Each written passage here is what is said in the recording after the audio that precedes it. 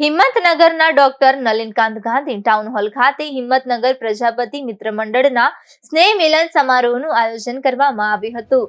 કાર્યક્રમમાં તેજસ્વી તારલાઓને સન્માનિત કરવામાં આવ્યા અને રજત જયંતિ વર્ષ નિમિત્તે બાળકો દ્વારા વિવિધ સાંસ્કૃતિક કાર્યક્રમો રજૂ કરવામાં આવ્યા. સમારોહના અધ્યક્ષ તરીકે સમસ્ત પ્રજાપતિ સમાજ સાબરકાંઠા જિલ્લા પ્રમુખ વિઠ્ઠલભાઈ પ્રજાપતિ હાજર રહ્યા.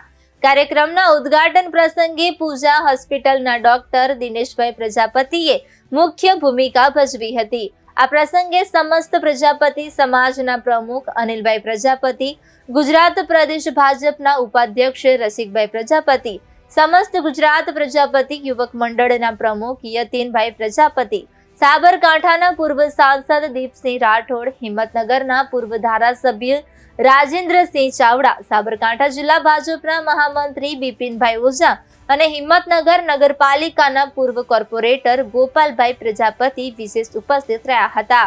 કાર્યક્રમમાં ઉપસ્થિત મહાનુભાવોએ પ્રસંગોચિત ઉદ્બોધન કર્યા અને સમસ્ત પ્રજાપતિ સમાજના પ્રમુખે ગુજરાત સરકાર દ્વારા શેરથા ગાંધીનગર ખાતે ફાળવવામાં આવેલા જમીનમાં પ્રજાપતિ યુનિવર્સિટી બનાવવા અંગેની યોજના રજૂ કરી.